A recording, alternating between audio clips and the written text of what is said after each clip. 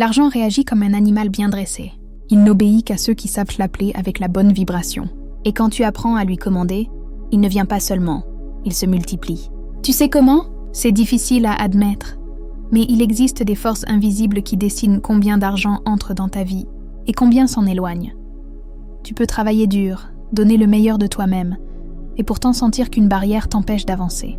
En 1925, Florence Scovel Shinn, enseignante visionnaire de la science spirituelle, découvrit quelque chose que les élites financières ont toujours voulu garder secret. L'argent ne répond pas aux besoins, mais à l'autorité. Pendant la Grande Dépression, alors que la pauvreté touchait des millions de personnes, elle apprit à des femmes ordinaires à commander leur argent. Et beaucoup virent leurs revenus se multiplier au cœur de la crise. Aujourd'hui, je vais te révéler cette même méthode. Ce n'est pas de la magie, ni des mots vides. C'est un principe prouvé qui peut transformer à jamais ta relation avec l'argent. Reste ici et abonne-toi, car une seule phrase pourrait réveiller le pouvoir que tu ignores depuis toujours.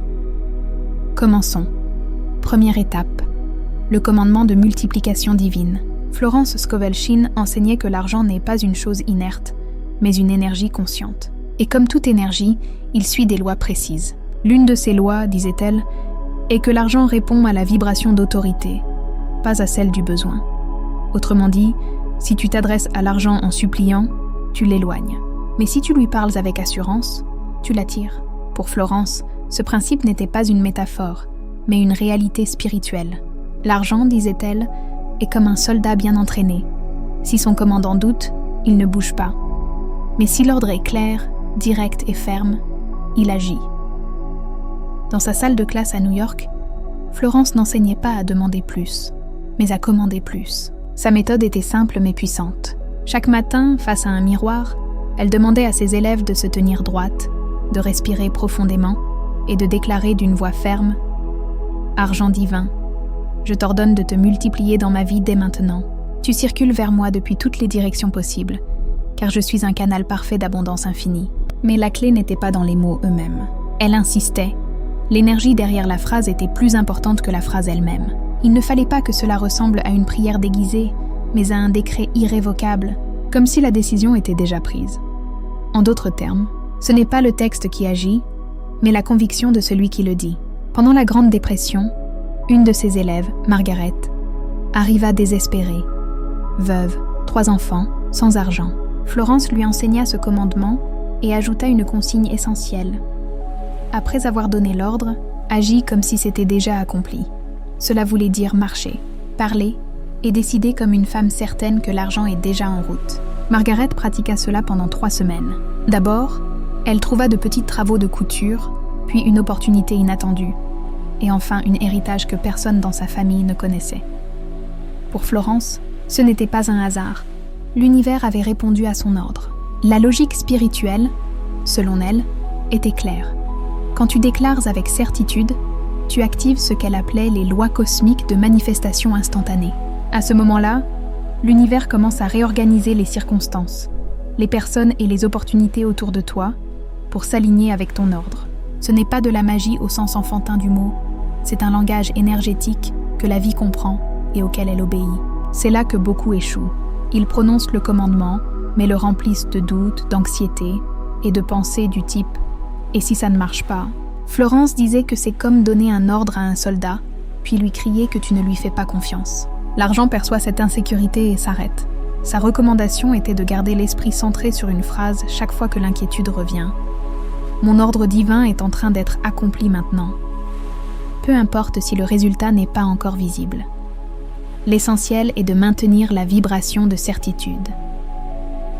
Le commandement de multiplication divine n'est pas un acte unique, c'est un entraînement. Florence le comparait au renforcement d'un muscle. Chaque répétition quotidienne solidifie ton autorité spirituelle, jusqu'à ce qu'elle devienne ton état naturel. Si tu veux l'essayer, fais-le exactement comme elle l'enseignait. Chaque matin, devant un miroir d'une voix ferme, déclare ton ordre comme si tu étais l'autorité absolue de ton royaume financier. Ressens que l'ordre est déjà accompli et vis ta journée comme quelqu'un qui a déjà reçu ce qu'il a demandé. Le véritable pouvoir de cette méthode ne réside pas seulement dans l'attraction de plus d'argent, mais dans la transformation de ta relation avec lui. Tu passes du rôle de chercheur inquiet à celui de commandant, conscient que l'abondance est ton droit divin. Et une fois cette identité installée, l'argent cesse d'être un visiteur occasionnel pour devenir un résident permanent de ta vie. Deuxième étape, guérir ta relation avec l'argent. Florence Scovel-Shinn disait que l'argent possède une mémoire émotionnelle. Même si nous ne le voyons pas comme un être vivant, notre énergie laisse des traces, positives ou négatives, qui déterminent s'il s'approche ou s'éloigne. Si, pendant des années, tu as parlé à l'argent avec peur, colère ou culpabilité, c'est comme si tu avais repoussé un invité que tu espérais pourtant voir entrer. Elle l'expliquait avec une métaphore simple. L'argent est comme un chien bien dressé. Il vient quand on l'appelle avec fermeté et affection, mais il s'éloigne s'il sent la peur ou l'agressivité. Et la plupart des gens, sans s'en rendre compte, l'ont appelé pendant des années avec la voix du manque, de la méfiance ou de la honte. C'est pourquoi, avant de commander ton argent, Florence enseignait une étape préalable, la réconciliation. C'était un acte symbolique, mais d'une puissance étonnante, que beaucoup de ses élèves décrivaient comme un soulagement immédiat. Elle leur demandait, dans un moment de silence, de dire « Cher argent, pardonne-moi de t'avoir vu comme un ennemi, de t'avoir rendu responsable de mes problèmes et de t'avoir craint. Aujourd'hui, je reconnais que tu es une énergie divine qui cherche à s'exprimer à travers moi. Je t'honore, je te respecte et je t'accueille dans ma vie. » Cet exercice n'était pas de la poésie, mais une reprogrammation intérieure. En le prononçant avec sincérité, tu transformes ta vibration envers l'argent, du rejet à l'acceptation. Et cette ouverture énergétique, disait Florence, est une condition essentielle pour que le commandement de multiplication fonctionne à son plein potentiel. Une de ses élèves, Sarah, était comptable. Elle savait manier les chiffres, mais vivait toujours à la limite. Pour elle, l'argent était comme un examen qu'elle échouait sans cesse. Quand elle fit l'exercice de réconciliation, quelque chose changea. Les billets ne tombèrent pas du ciel, mais elle se sentit plus sereine à l'idée de gérer ses finances. En quelques semaines, des clients commencèrent à la recommander sans qu'elle ne le demande, et des opportunités d'investissement apparurent, là où, auparavant, elle ne voyait rien. Pour Florence, ce n'était pas le hasard. L'argent revenait simplement vers elle, parce qu'il avait été accueilli avec respect. La leçon ici est simple. Tu ne peux pas commander quelque chose que, dans le fond, tu méprises ou que tu crains. Si ta relation avec l'argent est marquée par la culpabilité, le manque ou la croyance qu'il n'est pas pour toi, alors chaque ordre que tu lui donnes sera contaminé. Florence appelait ce processus la réconciliation énergétique. Il ne nécessite pas de rituel compliqué, seulement de l'honnêteté et la volonté de laisser partir les croyances que tu portes depuis ta famille, ta culture ou tes expériences passées. Quand ta vibration envers l'argent passe de la peur au respect, ton commandement cesse d'être une contrainte forcée et devient une invitation puissante. Guérir sa relation avec l'argent, c'est comme nettoyer l'entrée de ta maison avant d'y recevoir un invité important. Si la porte est encombrée de ressentiment et de doute, l'abondance ne peut pas entrer. Mais si tu l'ouvres avec gratitude et autorité, l'argent non seulement arrive, il reste. Troisième étape, la chirurgie spirituelle des croyances limitantes. Pour Florence Scovel-Shinn, les croyances à propos de l'argent sont comme des racines invisibles qui déterminent jusqu'où peut croître ta prospérité. Tu peux arroser l'arbre de ta vie avec ton travail, tes efforts et tes stratégies, mais si les racines sont malades, cet arbre ne portera jamais de fruits abondants. Le plus dangereux, c'est que ces racines ne sont pas toujours visibles. Elles se trouvent profondément enfouies dans ton subconscient. Florence expliquait que personne ne naît avec des croyances de manque. Nous les héritons. Des conversations familiales, de la culture environnante, des histoires qu'on nous raconte enfant. Des phrases comme « l'argent est sale »,« les riches sont égoïstes »,« avoir trop d'argent est dangereux » ou encore « pour gagner sa vie, il faut souffrir ». Ces idées s'installent dans notre esprit comme des lois intérieures qu'on ne remet jamais en question. Et le subconscient, qui ne distingue pas le vrai de l'appris, les obéit comme des vérités absolues. Florence voyait cela sans cesse chez ses élèves, des femmes intelligentes, travailleuses et talentueuses, mais prisonnières de la rareté, non pas par manque de capacité, mais à cause de croyances intérieures qui sabotaient chaque effort. Elles gagnaient parfois de l'argent, mais le perdaient aussitôt, ou laissaient passer des opportunités, croyant inconsciemment qu'elles ne les méritaient pas. Pour briser ce cycle, Florence développa ce qu'elle appelait la chirurgie spirituelle des croyances de pauvreté. L'idée était simple mais puissante. Identifier ces croyances comme des tumeurs énergétiques, les retirer et les remplacer par des pensées qui vibrent à la fréquence de l'abondance.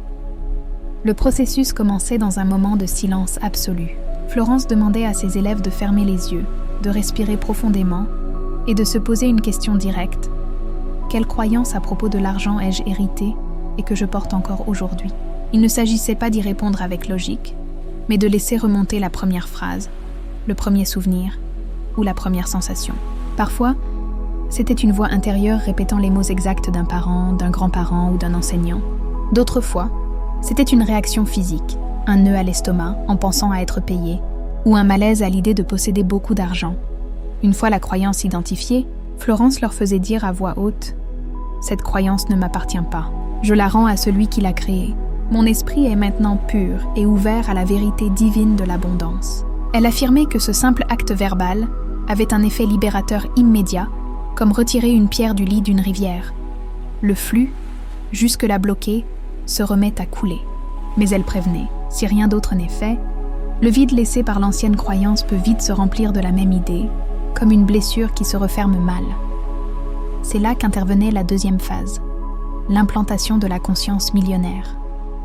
Cette étape consistait à insérer, avec une conviction totale, de nouvelles croyances puissantes pour remplacer les anciennes.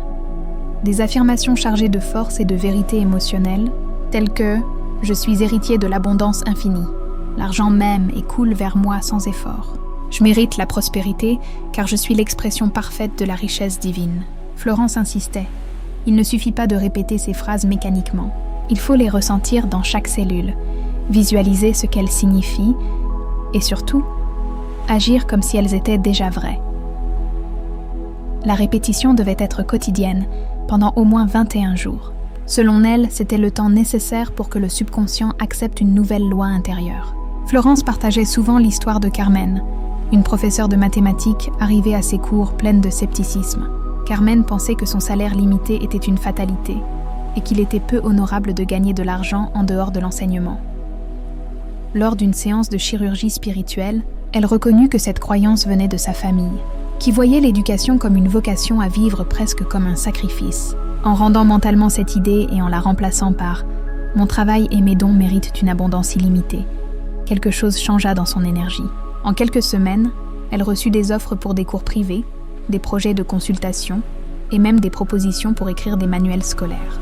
En moins d'1 an, ses revenus furent multipliés par 5, tout en continuant à exercer le métier qu'elle aimait. Pour Florence, ce genre de résultat n'avait rien du hasard. Lorsqu'on retire une croyance limitante et qu'on la remplace par une croyance expansive, le subconscient réorganise notre comportement, nos choix et notre perception des opportunités. Ce que l'on ignorait auparavant devient soudain visible. Ce qui semblait impossible paraît désormais atteignable. Elle résumait cette idée par une phrase qu'elle répétait souvent. On ne peut pas avoir une vie nouvelle avec un esprit ancien. La chirurgie spirituelle des croyances limitantes est une coupure nette qui te permet de recommencer sans les poids, invisibles accumulés au fil des années. Une fois que ton esprit cesse d'être ton ennemi pour devenir ton allié, tout le reste, y compris le commandement de la multiplication divine, agit avec une force décuplée. 4e étape. Demander au lieu de désirer. Pour Florence Scovel-Shinn, l'une des erreurs les plus fréquentes dans la recherche de la prospérité est de confondre le désir avec la demande. À première vue, ils paraissent identiques. Tous deux expriment une volonté. Mais sur le plan énergétique, ils sont opposés. Le désir, disait Florence, naît du manque. C'est comme regarder ce que l'on veut à travers une vitre, en sentant que c'est loin et peut-être inaccessible. La demande, elle, naît de la certitude que quelque chose nous appartient déjà par droit divin. Elle ne poursuit pas, elle réclame, elle expliquait que désirer revient à dire à l'univers « je ne l'ai pas ». Et cette vibration attire encore plus d'expériences de manque. Demander au contraire, c'est déclarer « c'est à moi et je le reçois maintenant ». Cette vibration active automatiquement les forces invisibles qui amènent cela dans notre réalité. Pendant la Grande Dépression, Florence enseigna cette distinction à l'une de ses élèves les plus marquantes, Rosa. C'était une femme divorcée, mère de 4 enfants, sans argent, vivant grâce à la charité de sa famille. Quand elle arriva au cours, elle avait à peine de quoi payer le tramway du retour. Florence la regarda et lui dit « Tu n'es pas une mendiante. Tu es une commandante divine qui a oublié son rang. Ne mendie pas à l'univers. Fais une demande légitime. » Chaque matin, Rosa prononçait un décret précis. Univers, je te demande d'activer toutes les sources d'abondance qui me reviennent de droit divin. Libère maintenant les ressources bloquées et fais-les entrer immédiatement dans mon expérience. Florence lui demanda de le répéter avec assurance, sans hésitation, et d'agir durant la journée comme si sa situation était déjà résolue. 2 semaines plus tard, Rosa reçut un télégramme l'informant qu'elle avait hérité d'une propriété d'un parent éloigné. 1 mois après, on découvrit du pétrole sur ce terrain. Pour Florence, ce n'était pas de la chance, mais la conséquence naturelle d'une demande véritable. Selon elle, la demande ne vient pas de l'arrogance, mais de la certitude de ses droits cosmiques. C'est comme aller à la banque retirer ton propre argent. Tu ne supplies pas, tu ne justifies pas, tu ne demandes pas la permission. Tu présentes ton identité et tu reçois ce qui t'appartient. De la même façon, quand tu fais une demande spirituelle, tu présentes ton identité divine comme preuve que tu es héritier d'une abondance infinie. Beaucoup de ses élèves ressentèrent de la peur ou de la culpabilité à cette idée. « N'est-ce pas égoïste de demander ainsi ?» demandait-il. Florence répondait que le véritable égoïsme est de bloquer le flux d'abondance qui pourrait bénir non seulement ta vie, mais aussi celle des autres. Elle croyait que l'univers a besoin de canaux humains pour distribuer ses bénédictions matérielles, et refuser de recevoir, c'est en quelque sorte refuser à la vie la possibilité de s'exprimer pleinement à travers toi. Florence comparait la demande à une commande activée dans un système parfait. Quand tu agis depuis ton autorité spirituelle, l'univers n'a pas le choix que de répondre, car il est conçu pour obéir à celui qui exerce consciemment son pouvoir. Le problème, disait-elle, c'est que la plupart des gens ne l'exercent jamais.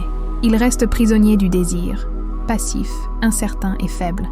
Pour apprendre à vibrer dans la fréquence de la demande, Florence recommandait 3 étapes.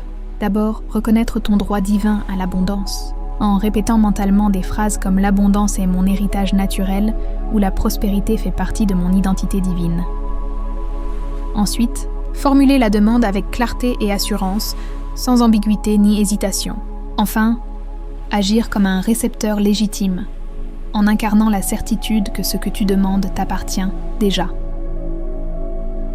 Prendre des décisions, bouger, et t'exprimer comme quelqu'un qui a déjà reçu ce qu'il a demandé. Florence avertissait qu'au début, l'esprit ancien tenterait de te saboter. Des pensées de doute, des souvenirs d'échec ou des voix intérieures viendraient te dire que tu demandes trop. À ce moment-là, elle conseillait de répéter en silence. « Ma demande légitime est en train d'être exaucée maintenant. » Non pas pour convaincre l'univers, mais pour maintenir ton énergie alignée. L'une des transformations les plus profondes qu'elle observa fut celle d'Hélène, une artiste qui avait toujours rêvé de vivre de sa peinture, mais se contentait de vendre quelques toiles bon marché de temps à autre. Après avoir compris la différence entre désirer et demander, Hélène fit son premier décret. « Je demande que mon art soit reconnu et justement rémunéré. » En 3 mois, une galerie internationale lui proposa une exposition, et ses tableaux commencèrent à se vendre à des prix qu'elle jugeait auparavant impossibles. Florence expliquait que la demande fonctionne parce qu'elle reconfigure ton identité. Tant que tu désires, tu agis comme quelqu'un qui manque. Quand tu demandes, tu agis comme quelqu'un qui possède. Et l'univers ne répond pas aux mots, mais à l'identité.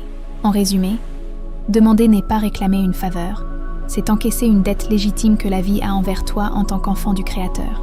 Et lorsque tu le fais avec la bonne énergie, les portes qui semblaient fermées s'ouvrent sans effort, car ta vibration n'est plus celle de l'attente, mais celle de la réception. 5e étape. Créer, non pas rivaliser. Florence Scovel-Shinn répétait souvent une phrase qui intriguait beaucoup de ses élèves. Ne rivalise jamais pour l'argent, crée-le. À première vue, cela semblait une métaphore. Mais pour elle, c'était une loi spirituelle absolue. Rivaliser, disait-elle, signifie croire en la rareté, penser qu'il y a un nombre limité d'opportunités et qu'il faut se battre pour obtenir sa part avant que d'autres ne la prennent. Créer, au contraire, signifie reconnaître l'abondance infinie, savoir que tu peux générer de nouvelles occasions et de nouvelles ressources qui n'existaient pas encore. Florence expliquait que lorsque tu rivalises, ton énergie se concentre sur ce que les autres possèdent. Tu réagis à un marché, à une personne ou à une situation. Cette vibration est réactive, dépendante, et te garde prisonnier du même cycle que ceux qui rivalisent. Mais lorsque tu crées, tu te connectes à la source infinie, au plan des idées originelles que personne d'autre n'a encore manifestées dans le monde.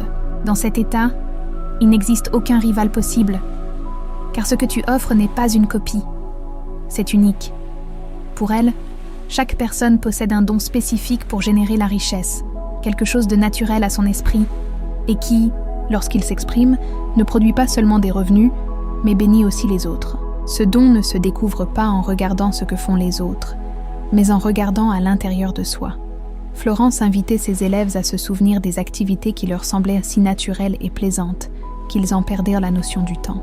C'était, disait-elle, la clé de leur canal unique de création d'abondance. Un exemple clair fut celui d'Hélène, une jeune femme travaillant comme secrétaire qui rêvait de créer des vêtements. Mais elle pensait qu'il y avait déjà trop de créateurs et qu'elle ne pourrait pas rivaliser. Florence lui posa une question qui changea sa vie. « Veux-tu rivaliser avec tout le monde ou créer quelque chose que seul toi peux offrir ?» Hélène commença à concevoir des tenues inspirées de son héritage culturel, un style qu'elle ne voyait nulle part sur le marché. En quelques mois, ses créations attirèrent l'attention d'une boutique à la recherche de pièces originales. Hélène cessa d'être une parmi d'autres. Elle devint unique dans son style.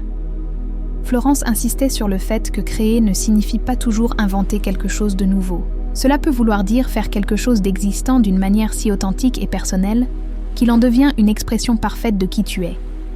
Et cela, par nature, attire l'abondance. Car l'abondance, disait-elle, n'est pas une récompense pour les plus forts, mais pour ceux qui sont les plus alignés avec leur mission. La compétition, au contraire, cache des pièges subtils. Quand tu rivalises, tu tends à imiter les autres pour les atteindre, perdant ainsi ta touche personnelle. Cela crée une énergie de poursuite et de comparaison constante qui érode ta confiance et t'ancre dans la peur de rester en arrière. Florence voyait la compétition comme une forme déguisée de manque. Elle te fait croire qu'il n'y en a pas assez pour tout le monde et que tu dois te battre pour ta part. Son remède était simple, changer la question. Au lieu de te demander « Comment puis-je obtenir ce que les autres ont ?», demande-toi « Qu'est-ce que je peux offrir que personne d'autre ne peut donner exactement comme moi ?» Cette question, selon elle, ouvre un canal direct vers l'inspiration divine. C'est comme accorder ton esprit à une fréquence que toi seul peux entendre. Florence avertissait aussi que la compétition crée une énergie de résistance. En te concentrant sur le fait de surpasser les autres, ton attention reste fixée sur les obstacles et les rivaux. La création, au contraire, coule librement. Quand tu crées, tu ne luttes pas contre quelque chose. Tu permets simplement à quelque chose de nouveau de naître à travers toi. Créer, c'est une expansion, pas un combat. Pour entraîner cet état d'esprit, Florence proposait un exercice simple. Prendre un cahier et pendant 7 jours, écrire toutes les idées, talents ou passions qui viennent sans les juger. Le but n'est pas d'être réaliste, mais d'ouvrir le flux créatif. Ensuite, elle conseillait de relire la liste et de se demander « Laquelle de ces choses puis-je transformer en quelque chose qui apporte une valeur unique au monde ?» Cette valeur, disait-elle, est l'aimant le plus puissant de l'abondance durable. Un exemple marquant était celui de Marc, un boulanger qui passait son temps à baisser ses prix pour concurrencer les autres. Florence lui suggéra d'arrêter de se battre et de commencer à créer quelque chose que personne d'autre n'offrait. Marc se mit alors à préparer des pains selon des recettes anciennes, avec une présentation artistique inspirée de sa famille. En 6 mois, sa boulangerie devint une véritable attraction locale. Les prix cessèrent d'être un problème, car ses clients ne trouvaient nulle part ailleurs ce qu'il proposait. Florence concluait que la création engendre non seulement plus d'abondance que la compétition, mais qu'elle établit aussi une relation plus saine avec l'argent. Quand tu compétitionnes, l'argent devient une proie à chasser. Quand tu crées, il devient l'applaudissement naturel que tu reçois pour avoir partagé ta meilleure version. Créer au lieu de rivaliser te libère de la peur qu'on te prenne ce qui est à toi. Car tu comprends que ce qui naît de toi ne peut être reproduit. Et quand tu vis avec cette certitude, tu arrêtes de regarder autour de toi pour voir qui avance plus vite. Tu avances sur un chemin que toi seul peux parcourir. 6e étape, le décret d'autorité absolue. Florence Scovel. Shin enseignait qu'il existe un niveau de pouvoir spirituel encore plus élevé que le simple appel à l'abondance. Elle l'appelait le décret d'autorité absolue. Pour elle, ce n'était pas un simple exercice d'affirmation, mais un acte de souveraineté totale sur son propre royaume financier. C'est parler comme quelqu'un qui sait qu'il est co-créateur avec l'univers et que sa parole n'est pas une demande, mais une loi qui doit être accomplie. La plupart des gens, expliquait Florence, se relient à l'argent à travers leur identité humaine. Ils voient leurs dettes, leurs comptes bancaires, leurs revenus, et pensent que cela définit leur capacité à prospérer. Mais le décret d'autorité absolue brise ce schéma. Il part de l'identité divine, la reconnaissance que tu es une expression directe de la source créatrice. Et si tu fais partie de cette source, tu as le pouvoir de réorganiser ta réalité matérielle pour refléter ce que tu ordonnes. Le décret se dit avec une formule claire. Par mon autorité divine, en tant qu'enfant du Créateur de toute abondance, je décrète que ma réalité financière se transforme maintenant. J'ordonne que toutes les forces invisibles travaillent à multiplier mon argent de façon continue. La différence avec d'autres méthodes, disait-elle, vient de l'endroit d'où tu parles.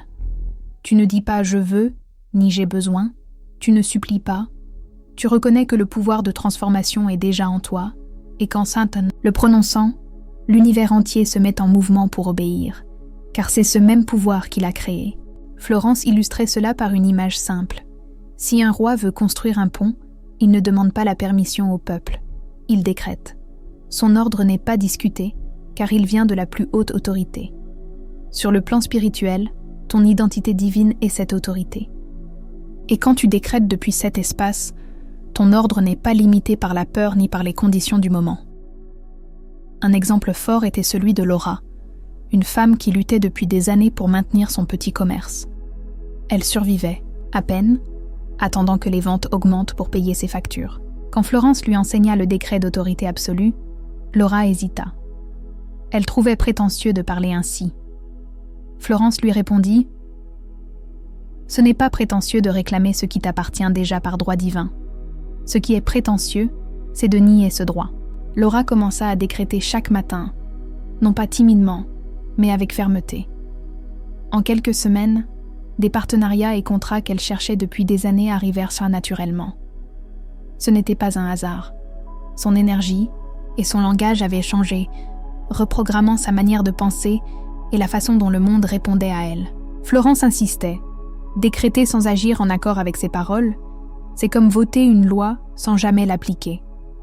Après chaque décret, elle demandait à ses élèves d'agir comme si l'abondance était déjà présente, en acceptant de plus grandes opportunités ou en investissant en elle-même, comme le ferait quelqu'un sûr de sa prospérité. Elle soulignait aussi l'importance de la constance.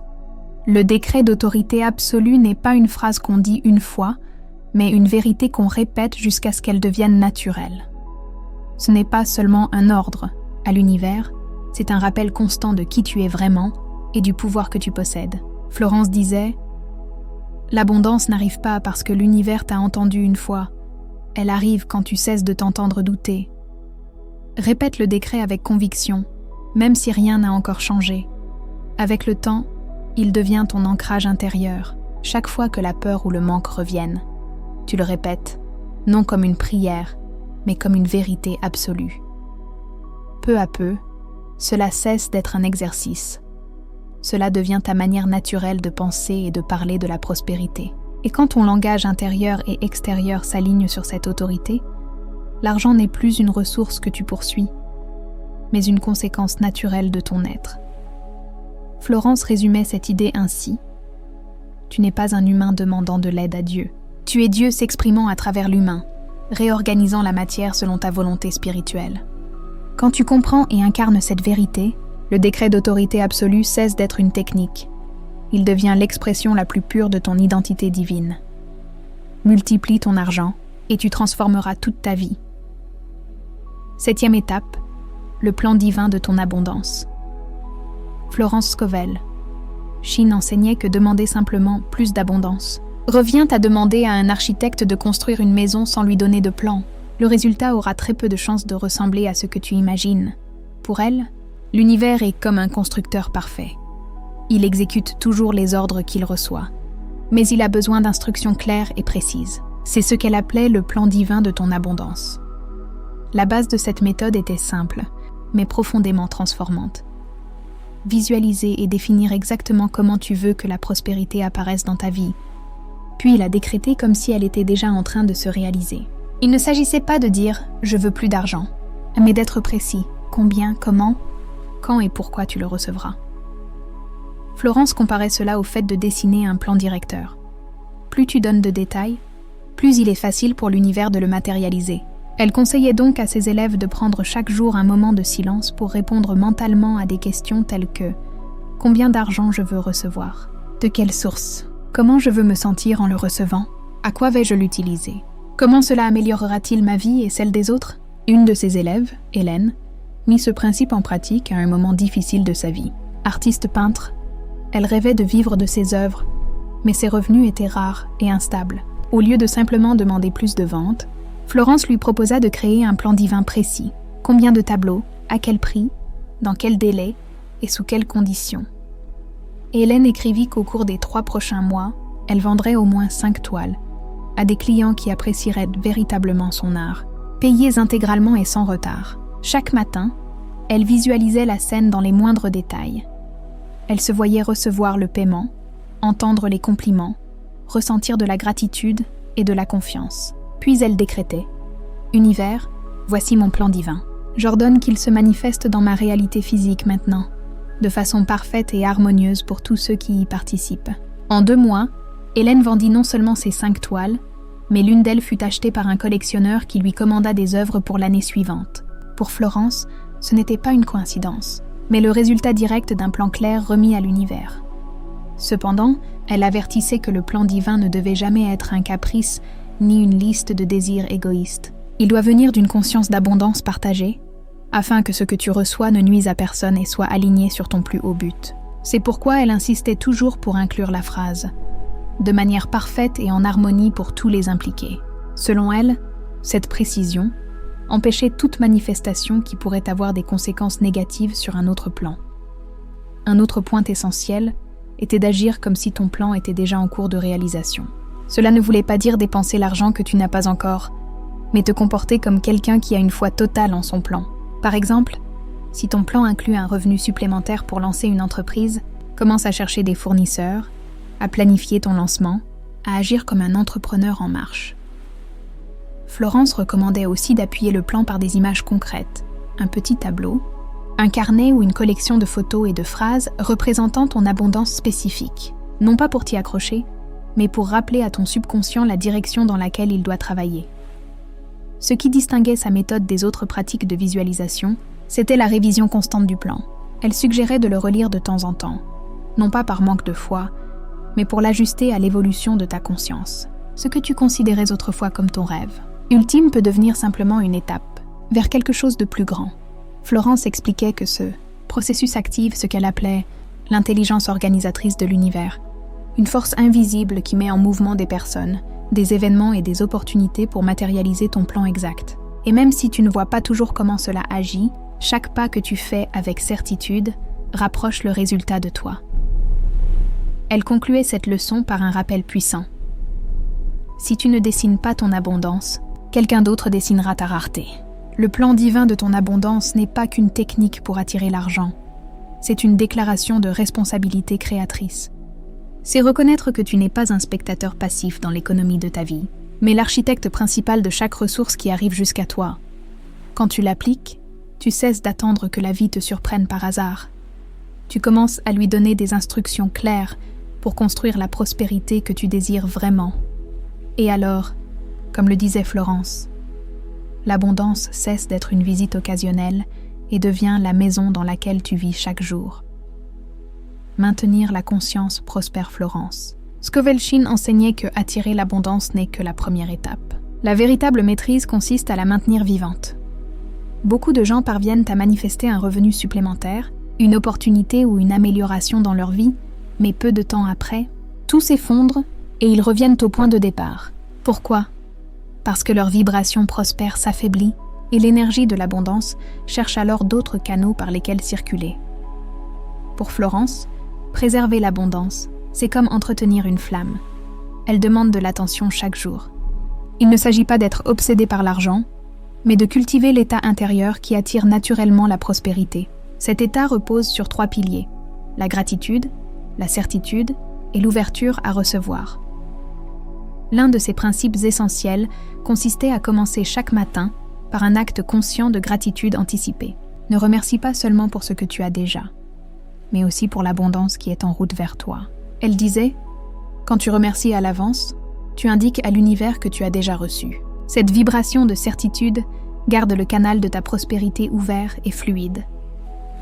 Une autre pratique puissante consistait à bénir mentalement tout l'argent que tu voyais circuler, même s'il ne t'appartenait pas. Quand tu voyais quelqu'un payer, recevoir un salaire ou faire un achat, tu pouvais affirmer silencieusement « Je bénis et je multiplie cette abondance ». Selon Florence, cette habitude empêche l'envie ou la comparaison de polluer ton énergie.